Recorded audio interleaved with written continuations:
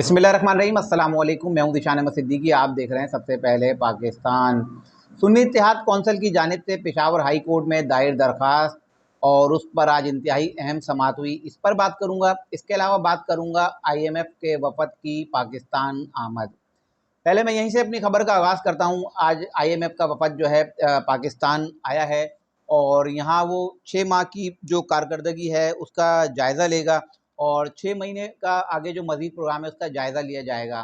अब अगर हम बात करें नए वज़ीर ख़ज़ाना औरंगज़ेब साहब, तो औरंगज़ेब साहब के हवाले से बहुत सारी खबरें ज़ेरे गर्दिश हैं और इनके आने से पहले ही जो इनको तनकीद का निशाना बनाया जा रहा था और यही कहा जा रहा था कि नए वज़ीर ख़ज़ाना जो आएंगे वो 3 करोड़ रुपए माहाना जो है तनख्वाह लेंगे। तो थोड़ा सा मैं इनका बैकग्राउंड बताता चलूँ कि ये HBL के CEO हैं और जब ये HBL के CEO थे तब ये 3 करोड़ माहाना तनख्वाह लेते थे। तो जब अगर हम बात करें कि जब शहबाज शरीफ की 16 माह की हुकूमत थी, जब PDM की मुश्तरका हुकूमत थी, जब इमरान खान की हुकूमत को घर भेजा गया था, तो उस वक्त भी जो है शहबाज शरीफ के एडवाइज़र के तौर पर काम कर रहे थे। अच्छा, इनके साथ एक और भी नाम था और उन्होंने भी बड़ा मईशत को बेहतर करने में, पाकिस्तानी मईशत को बेहतर करने में अपना बड़ा अहम किरदार अदा किया है। वो सुल्तान अली अलाना साहब हैं। जब पाकिस्तान का नाम ग्रे लिस्ट में आ गया था IMF की, तो उस वक्त जब ग्रे लिस्ट से निकालने में जो इंतहाई अहम किरदार अदा किया था, तो उसमें सुल्तान अली अलाना साहब ने जो बड़ा इंतहाई अहम किरदार अपना अदा किया था और पाकिस्तान को ग्रे लिस्ट से बाहर निकाला था, क्योंकि उस वक्त पाकिस्तान के डिफ़ॉल्ट का खदशा था और पाकिस्तान का नाम सुनने में आ रहा था कि ब्लैक लिस्ट हो जाएगा। लेकिन ग्रे लिस्ट से निकाल के दोबारा वाइट लिस्ट में लाने में जो है सुल्तान अली अलाना साहब ने भी इंतहाई जो है अपना अहम किरदार अदा किया। पहले इनका नाम भी वज़ीर ख़ज़ाना के लिए तौर पर देखा जा रहा था, क्योंकि एक ऐप है वो भी इन्होंने लॉन्च कराई थी और इस ऐप को जब रोशन डिजिटल वेब, जिसमें बैरून मुल्क मुकीम पाकिस्तानी अपना पैसा इन्वेस्ट करते हैं, तो ये रोशन डिजिटल वेब भी जो है सुल्तान अली अलाना साहब की जो है कारकर्दगी थी। तो बहरहाल उनको फिर नाम ड्रॉप करके उसके बाद जो है इनको वज़ीर ख़ज़ाना के तौर पर जो है नामज़द किया गया और इनसे हलफ लिया गया। और जब औरंगज़ेब साहब का हलफ लिया गया तो इनके हवाले से बहुत सारी खबरें थीं और यही इन पे तनकीद की जा रही थी कि ये पाकिस्तानी शहरी नहीं है और इन्होंने हलफ कैसे ले लिया। ये बात भी सच है कि जब सदर पाकिस्तान ने जब इनसे हलफ लिया तो इस वक्त जो है ये पाकिस्तानी शहरी नहीं थे, क्योंकि काबीना का इजलास हुआ। काबीना के इजलास में फैसला हुआ कि औरंगज़ेब साहब को जो है पाकिस्तानी नेशनलिटी दी जाएगी, लेकिन जब इन्होंने हलफ लिया उस वक्त जो है ये पाकिस्तान नेशनल नहीं थे और ये हॉलैंड के शहरी थे। लेकिन बहरहाल हलफ लेने के बाद ये अमल हुआ और इनको पाकिस्तानी नेशनलिटी दी गई। बाकायदा वो पाकिस्तानी शहरी हैं और पाकिस्तान के लिए काम करेंगे। अच्छा, इनके दीगर ममालिक से अगर हम माशी तौर पर बात करें तो इनके बड़े अच्छे ताल्लुकात रहे हैं। आलमी मालियाती इदारे हों या दीगर जो बैंकिंग के जो मामलात हों, इसको बड़े अच्छे तरीके से समझते हैं औरंगज़ेब साहब। और अब ये IMF का जो वफ़द आया है और इसको अब यही लीड कर रहे हैं और ये तकरीबन 14 से 18 मार्च तक जो है पाकिस्तान में क़याम करेगा और काफ़ी जो प्रोजेक्ट्स हैं जो उस पर गौर किया जाएगा। और यही तवक्को की जा रही है कि IMF से जो है बाज़ाब्ता तौर पर जो है $8 बिलियन जो है दोबारा से लोन लिया जाएगा, ताकि मुल्की मईशत को जो है दुरुस्त सिमत में लाया जा सके। बहरहाल अब IMF आ गया। अगर हम बात करें पाकिस्तान तहरीक इंसाफ के लोग, तो उन्होंने IMF को ख़त लिखा था और IMF से दरख्वास्त की थी कि पाकिस्तान की मदद ना करें और पाकिस्तान को कर्जा ना दें, पाकिस्तान से आपके जो मुआहदे हैं उसको ख़त्म कर दें। लेकिन IMF ने जो ख़त भेजा और जो जवाब दिया था वो सबके सामने मैंने बता दिया था। उन्होंने कहा था कि हमारा जो है सिर्फ मईशत से ताल्लुक़ है और हमारा सियासत से कोई ताल्लुक़ नहीं है। तो इंटरनेशनल लेवल पर भी जो है पाकिस्तान तहरीक इंसाफ को जो है नाकामी का सामना हुआ था और IMF ने उस वक्त दो टूक मना कर दिया था। और अब IMF का वफ़द पाकिस्तान में है और यही तवक्को ज़ाहिर की जा रही है कि 2 साल तो खैर तल्ख़ हैं और मैं अभी भी कह रहा हूँ कि भले आप जितनी भी पॉलिसियाँ बना लें, कुछ भी कर लें, लेकिन हमने अभी कड़वे घूंट मज़ीद पीने हैं।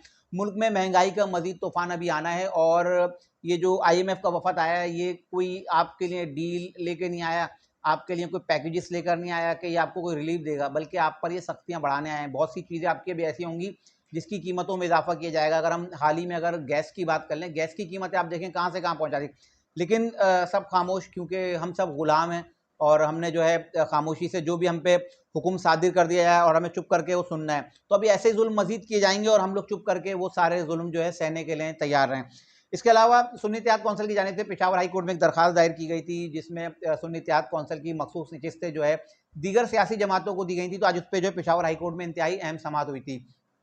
समाअत के दौरान जस्टिस अरशद अली ने सुन्नी इत्तेहाद कौंसिल के हवाले से रिमार्क्स देते हुए कहा कि सुन्नी इत्तेहाद कौंसिल ने पहले फहरिस्त जमा नहीं करवाई थी, तो इसके बाद जो है मामला जो है पेचीदा हो गया है और उन्होंने कहा कि क्यों ना इस मसले को जो है पार्लियामेंट में भेज दिया जाए। मैंने आपको बताया था कि पार्लियामेंट में ही ये सारे मामला तय होंगे और पेशावर हाई कोर्ट इसमें कुछ भी नहीं कर सकती।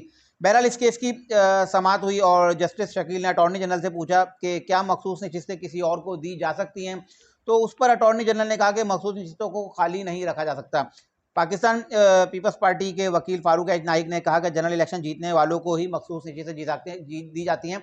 सुन्नी इत्तेहाद कौंसिल ने ना इलेक्शन लड़ा है, ना इनको कोई जनरल नशिस्त मिली है, इसलिए इनका इन नशिस्तों पर कोई हक ही नहीं है। जेयूआई के वकील ने भी इसमें अपना मौक़िफ़ दिया और उन्होंने कहा कि जो पार्टी पेशगी फहरिस्त नहीं देती, इसे जो है मखसूस नशिस्तें नहीं दी जाती। उस पर जस्टिस अतीक ने इनसे कहा कि आपने तो बड़ी फ़राग दिली से इनको पेशकश की थी, क्योंकि आपको पता है मौलाना फजल रहमान साहब मिले थे पाकिस्तान तहरीक इंसाफ से। तो उस पर जस्टिस अतीक ने जो है जेयूआई के वकील से कहा कि आपने तो बड़ी फ़राग दिली से इनको पेशकश की थी और साथ चलने का कहा था। तो उस पर जेयूआई के वकील ने कहा कि हमने इनको कोई पेशकश नहीं की। तो उस पर जस्टिस एजाज अनवर ने कहा कि यह तो ऐसा लगता है कि जैसे ये माले गनीमत है, जिसके हाथ जो लगा और लेकर वो चलते बने। तो आज की जो समाअत हुई पेशावर हाई कोर्ट में, इसमें कोई रिजल्ट नहीं आया। और अगर मैं बात करूं जस्टिस अरशद अली के, तो उनके जो रिमार्क्स हैं वो वाज़ेह हैं और उन्होंने कहा कि इसका कोई वाज़ेह हल नज़र नहीं आता और ये मामला जो है दोबारा पार्लियामेंट में ही भेजा जाएगा। तो इस रिमार्क्स के बाद अगर मैं आप मेरा पिछला व्लॉग देखें तो मैंने आपको बताया था पेशावर हाई कोर्ट में सुन्नी इत्तेहाद कौंसिल ने दरख्वास्त तो दायर कर दी है, लेकिन पेशावर हाई कोर्ट इस मसले का हल नहीं निकाल सकती।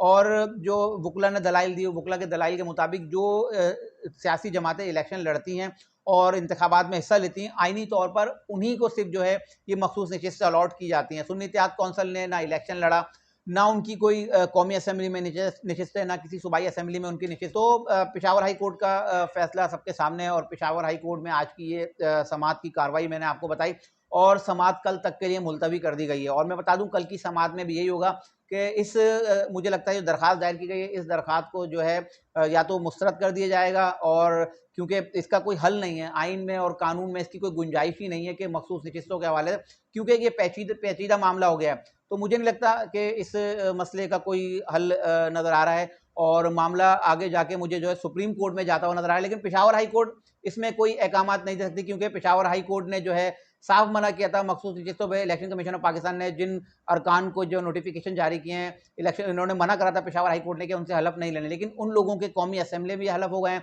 पंजाब असम्बली में भी उन लोगों ने हलफ ले लिए हैं।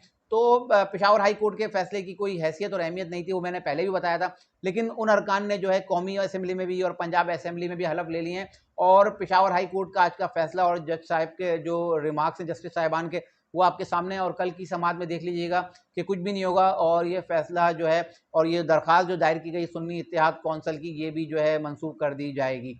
ये थी आज की कुछ इंतहाई अहम खबरें जिसके साथ मैं हाजिर होता हूं। इंशाल्लाह मज़ीद खबर नहीं तेजी का फिर हाजिर हूँ, तब तक के लिए याद दीजिए अल्लाह हाफिज़।